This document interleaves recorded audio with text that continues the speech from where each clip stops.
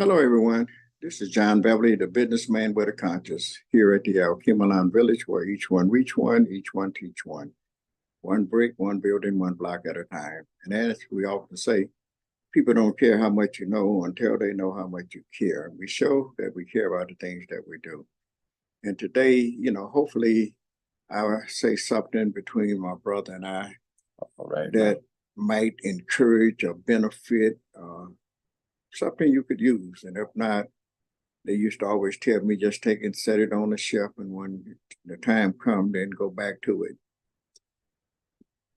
I was thinking more or less, as you often know, I'm always piggybacking off of different things. And earlier, I got a text wishing upon me blessings.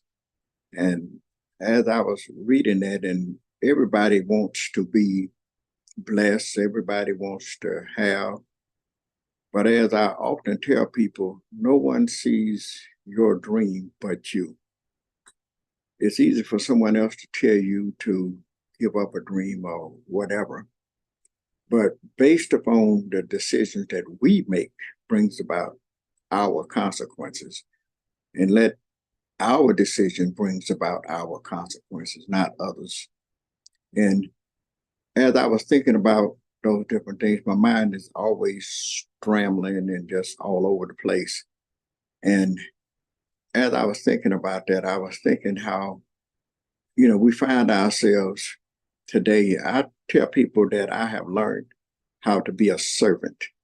And sometimes people would much rather be a leader or much rather be the head, want to tell people what to do. But I've learned that I don't have a problem with serving and trying to help meet the need of others, because my story is often, I tell people, from which I came. And my parents instilled in us a whole lot of information. They groomed us, and even right up until the moment my mother and father passed, they were still telling us and directing us. And my mother, in her last hour, as she was preparing herself for death, leading up to months in advance in the traveling that we did with her, she was grooming us, getting us ready for what was to come, the things that we was going to be facing in life. And I, like I say, I often share with people, and in thinking about people wishing, and I appreciate it. I really do appreciate people wishing me well. And we all, like I say, want to do well.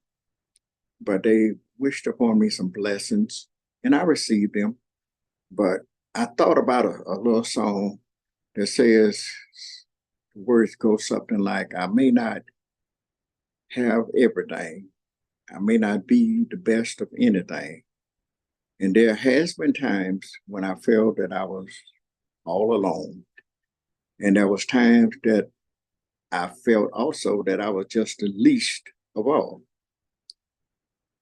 But I know someone who has everything, and he is my everything. And his name is Jesus. And I'm just happy just to know that I am his child. And knowing in the trust and the belief in what my parents taught us about Jesus, our Father, is that we can put our trust in him, and he wouldn't put no more on us than we could bear. But most important, we can't afford to give up. We don't ever give up. I tell people often, don't ever give up, no matter what you're doing in life. And in saying that, I've had ups and I've had downs, but most important, I would say, any way you bless me, I'll be satisfied. I've been blessed with good health. I haven't had to be in the hospital a lot. I've been able to, the Lord have given me favors. I've been blessed to be here for 71 years now. And a whole lot of people can't say that. A lot of people went on way before now. But I said all that to say that we just have to learn how to be appreciative and appreciate one another when we reach out and try to help the other. And as I tell my family often, and as my mother and father taught us, that we have each other. If we don't have nobody else, you have family. And we let our children know that we have each other. We let them know that they are loved by their mother, their father, their sisters and their brothers, their grandfathers and grandmothers, that they don't have to look for love in all the wrong places. Because remember, you have family and we have love one for another. And we have the same love that our Father has for us. We have that unconditional love, no matter what you're going through, your ups, your downs. We just have to weather the storm with you and do the best we can and hold your hand when we can hold it. And then when there comes a time that we can do something about it, then we do something about it. But if we can't do nothing but just hold your hand, at least you know we're there holding your hand. And if you have a dream, and your dream might be you want a business, it might be as simple as a car or even a home. But no matter how bad things get, I'm here to tell you today, a better day is coming. You just hold on to that dream. You just keep focusing on that dream. No matter how bad it looks, no matter, it might seem like it ain't gonna never come. You may not today, you may say, well, I don't have nothing. I don't even have a beginning. Just stay focused and just keep pushing and pushing. And sooner or later, you keep the faith and believe in yourself. If don't nobody else believe in you, you believe in yourself. And today I have my brother here, Brother Piaki, which is a wise man. And I really appreciate him just allowing me to call him brother. And being a brother, it's not just calling him brother. The only difference, he was born by another woman and I was too.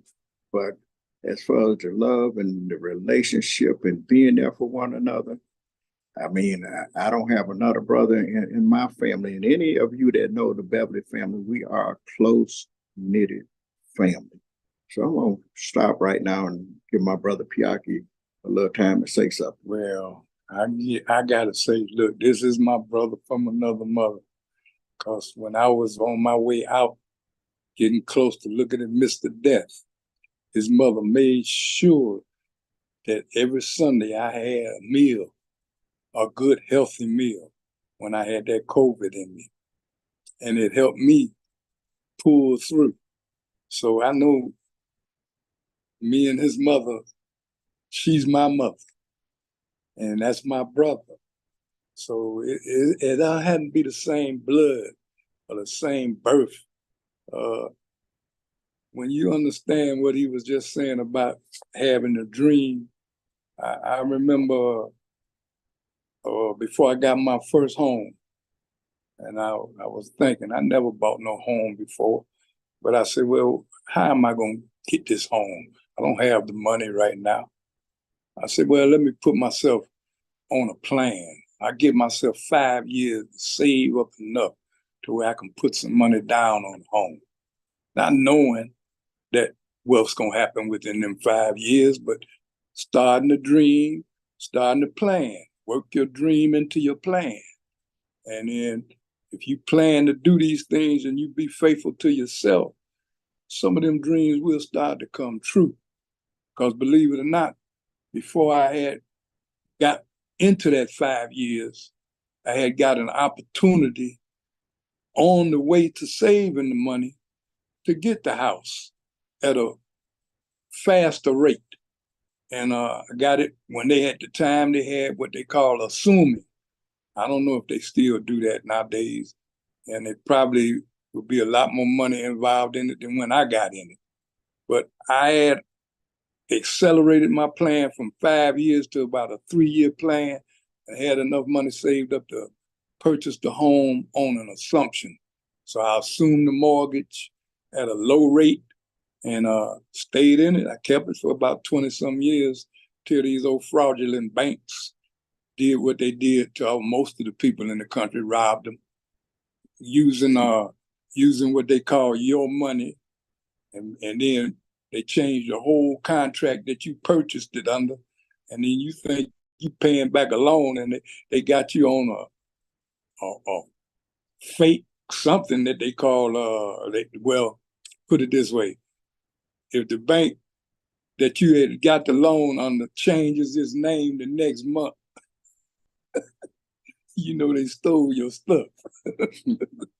And I didn't know at the time. If I would have been wise enough then, I'd have had a forensic audit, go back over the paperwork. And they made a conscious mistake to put us in a position when you take them mortgages out to put you in a debt that you couldn't pay off. And then they don't tell you until it's time for them to foreclose on you. So when you plan, make sure you don't go on over the paperwork with them. Don't just assume that you think everything is going to be all right. Investigate, take your time, don't rush into nothing, and you'll be all right, because you need to talk to people who has been down that road, who has made mistakes, because you learn from your mistakes. And I know some young men today, they want to do some great things in the future, and they're not able to do it now. But I will encourage them to stay on that plan, because you never know when the opportunity to make that plan a reality. So listening to my brother here, I always tell him, after meeting him over 15 some years ago, 16 some years ago, I told him, man, if I'd have met you a year or two before I opened up this other business, me and you would be millionaires today. Because of his heart, his spirit, his mindset, and the way he takes care of business is not haphazard. He plans every day that when he opened the door for business, how he gonna make the business work. And I've watched him, and he has a conscience. Most businessmen don't have a conscience. They'll take your money and don't care what you walk out the door with. But this brother wants you to be satisfied and not be cheated. You'll get your money's worth when you do business with this brother here, John, the businessman with a conscience. And I don't know no more to say. I'm just glad he's my brother. He's my younger brother. And I ain't gonna say, well, I'm up there. I'm getting in age. I got a few problems going along with me health-wise, but I'm blessed to have friends and associates and people around me that care about me. And that's what you gotta have in business, is if you're in a community that you serving people that look like you gotta care about them people. Nobody's gonna get rich off of no one sales or one purchase. So you want a long-term relationship with the people you do business with to keep them coming back, because they'll have some place to get the things they need, and you'll be able to keep the doors and lights on, open. So pay attention to John, the businessman with a conscience. He got more wisdom than I have. Thank you, Alapiaki. I really appreciate the things that you've said. And if I ever get my hands on some real money, I'm going to pay you a few dollars for speaking those kind words. But in the meantime, right now, I'm just going to appreciate you. I appreciate you, bro. And as I was listening to Elder Piaki, it's true that we need each other. And when you in business, you have to let the people know. And if you don't, you should be in a position that you want to let them know that you appreciate them. I try to make sure that every customer comes in that door, that I appreciate them, rather they spend $1 or $2 or a nickel or a dime, because I realized that they could take their money and go anywhere else and spend it. I don't act like I'm the only place that they can spend their money and take it or leave it. I try to give them their money's worth, and hopefully they appreciate me like I appreciate them. And just like I often say, we just try to meet and reach people and hopefully do something, or they see something in us. I was told once upon a time, uh, I was talking to a brother, and I don't really care a whole lot about it. It makes sense to a degree what people think about you, but I tell people, show me how you feel. Anybody can tell you. My dad would always, y'all heard me speak this once a few times. I love you. I care about you. I would do this and I would do that. I mean, if you can and you're able, then you do. When you say it, anybody and everybody gives what they call a lip service, but action speaks louder than words. This brother here, sometimes, we come in here, I picks him up, and every now and then he said, let's stop by this restaurant, go have breakfast or lunch or whatever, depends on what time of the day. And every now and then, if I pick him up, it might be, I may have been had a good day or a couple extra dollars in my pocket. And I do the same thing. It's not something that we owe each other. He don't owe me anything and I don't owe him anything. But it's just to let him know that I appreciate him and what he does here for me and how he helps and support me, and to let him know that I care. Because caring, you show people that you care, not lip service. I can't just tell this man I care about him. I care about him and see him making mistakes. I mean, if you love me, you care for me, and you see me doing something, and I'm hurting my own self, care enough about me to let me know that you're hurting yourself. I know you're a grown man and you're gonna do what you want to do, but I just want you to know I'm looking at you and I'm seeing what you're doing, and that's one of them syndromes that John called good to me, but not good for me. So we want to do what's good for us, not what's good to us.